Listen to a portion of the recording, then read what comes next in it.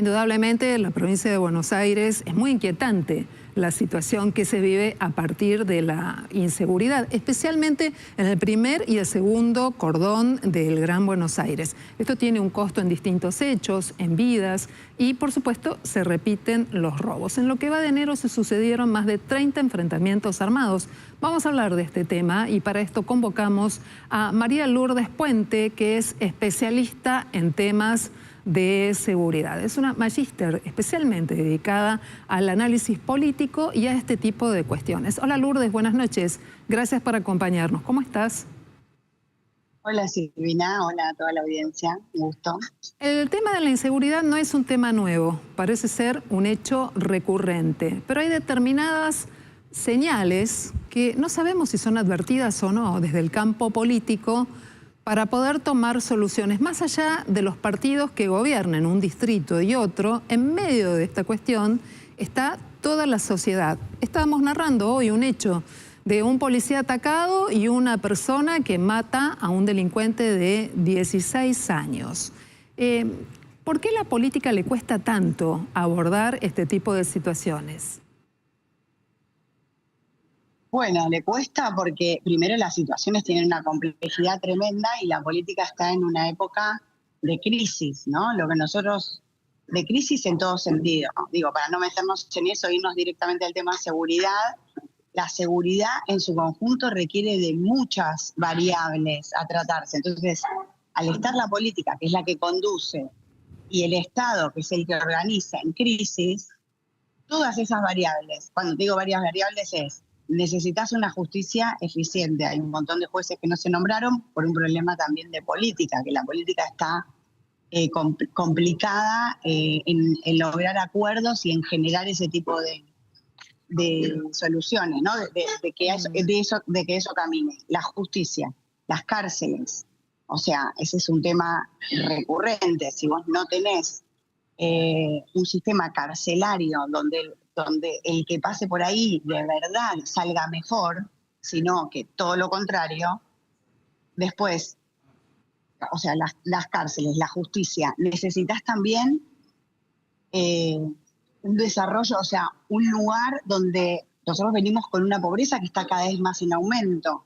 y la solución para eso todavía no aparecen. O sea, las que veníamos teniendo, que tenían que ver con asistencia, no han sido exitosas, sino por todo lo contrario. Lourdes. Entonces hay un montón de generaciones que vienen sin trabajar y el tema del narcotráfico que aparece con soluciones como mucho más fáciles, ¿no? Como de ascenso social, de posibilidad a mucha gente que está quedando afuera del sistema. Entonces, como que tiene muchas variables y la política está como en otro canal, ¿no? Es un poco lo que estuvo pasando. Ahora, Lourdes, en esta materia hay una cuestión más allá de los 4 elementos que vos describías, que vos sostenías, hay una que en la práctica debería ser imprescindible que funcione y que tiene que ver con la prevención del delito, porque si el cuadro es este que vos acabás de describir, seguramente lo debe conocer la política, el tema es ¿por qué no se puede prevenir el delito? Bueno, justamente porque la idea de la prevención requiere por lo menos una actuación política mucho más, te diría, profesional, porque acá nos faltó una pata que tiene que ver con la policía también, ¿no? O sea, por un lado la justicia, por otra parte la policía. Y la verdad es que el policía, primero es que convive un poco con el delincuente, ¿no? El mismo policía, fíjate lo que está pasando, ¿no? Que se están matando policías que viven en ese conurbano mismo donde está el delincuente. Entonces, tenemos policías que además de que no están bien pagos, están pasando una situación crítica en términos sociales. Y además en términos profesionales tampoco, o sea, ha habido muchos cambios, entonces tampoco hay un ejercicio de hacer las cosas de la misma manera, ¿no? Entonces, lo que me parece ahí es que lo que está fallando es, aparte de que en la agenda pública el tema aparece solamente cuando pasen estos hechos, yo te puedo decir, porque conozco, en muchísimos barrios, tanto de la capital como del conurbano, hay muertes mucho más de veces de la que aparece pública. El tema de crimen organizado y del narcotráfico está generando cada vez mayores tentáculos y cada vez es mucho más difícil hacerle frente. Y cuando la política está tan rota, con un tema como este que requiere tanta profesionalidad, porque requiere interagencialidad, fíjate lo que ustedes contaban recién del ministro hablando contra el otro ministro. Si no pueden articular dos ministerios de seguridad, es imposible la solución. Si hay un tema que necesita interagencialidad y posibilidad de interactuar profesionalmente, sacando todo lo que tenga que ver con la bandería política, es el tema de la seguridad. No hay ninguna chance de que puedas hacerle frente a este tema, tanto en prevención como en solución posterior, si no es de una manera interagencial. ¿Cómo vas a prevenir si no tenés la información entre todas las agencias intervinientes? O sea, no hay ninguna manera. Entonces, si la política está rota, si no puede dialogar, si no puede hablar, ni siquiera en un tema que es tan caro para la sociedad, es muchísimo más difícil las soluciones. No se puede usar este tema con bandería política. Necesita soluciones más pensadas en la sociedad. Por eso esto aleja mucho más a la política de la gente, porque parece que están pensando más en quién saca rédito que en encontrar una solución al problema, ¿no? Lourdes, perdón. Soy Jorge Elías, ¿cómo estás? Buenas noches. Te voy a hacer una pregunta que quizás sea descabellada. ¿El delito es funcional a la política? A ver, yo no sé si es funcional a la política. La política lo puede hacer funcional, pero estamos hablando de la política no virtuosa, ¿no? No la que aprendimos. Sí. A eso me refiero. Los que estudiamos esa política y creemos que es el arte de conducir una comunidad, ¿no? La política que está rechazando la sociedad global en todas las partes del mundo es una política que está trabajando como una corporación para sí misma, en una lucha del poder para sí misma, ¿no? En función de la comunidad. Entonces, cualquier cosa es funcional si sirve para o sea, cuando yo estoy peleando la silla y no el proceso, ¿no? El Papa Francisco hablaba de eso, ¿no? La pelea por el espacio, por el proceso. Si yo estoy peleando el espacio, bueno, capaz a veces el delito me es funcional, pero si yo estoy peleando por el proceso y si yo estoy de verdad queriendo solucionar, la política debería ser la herramienta más importante, porque es la que nos permite articular. La política viene a articular distintos intereses, pero eso es lo que está roto. Entonces, cuando vos ves dos agencias que se están peleando para ver quién tiene la culpa y no se están juntando para ver de qué manera mejoran las posibilidades, bueno, se hace muy difícil, porque acá un municipio puede generar una muy buena política de seguridad, pero si la provincia es mala, no tiene ninguna chance de conseguir algo. O cuando los vecinos en el Gran Buenos Aires, por ejemplo, tienen la percepción de que determinadas zonas son liberadas por la misma policía. Exactamente. Bueno, por eso digo que la pata de la policía es muy importante y es una de las partes más complejas de solucionar, porque vos no podés, es como te pasa con los sistemas de inteligencia, o sea, con algunas agencias del Estado que necesitas que sean muy profesionales, porque no las puedes cambiar todas. No puedes primero no conseguir la cantidad de gente para reemplazarla, y después vos necesitas la formación, el traspaso de las capacidades, la experiencia. Entonces, bueno, todo eso requiere todo un profesionalismo que un Estado como el nuestro, que ha sido muy patrimonializado por los poderes de turno, entonces el director de un hospital es el médico amigo y no el que viene ascendiendo y trabajando en el hospital, y el comisario es el amigo. Entonces, cuando no es profesional y depende tanto del político de turno, todo se vuelve haciendo funcional, a ver si yo logro la silla que estoy buscando. Lourdes, hay otro punto que me gustaría que pudiéramos poner en el foco y tiene que ver con hechos recientes donde se ha repetido la decisión de civiles no solo de ir armados, sino de disparar y matar. ¿Qué lectura hay que darle a esto? Eso es bastante parecido a lo que está pasando en casi todos los campos. O sea, como el Estado no llega, se terceriza, ¿no? Entonces, si a mí no me puedo proteger, bueno, voy a un barrio cerrado y la seguridad se terceriza.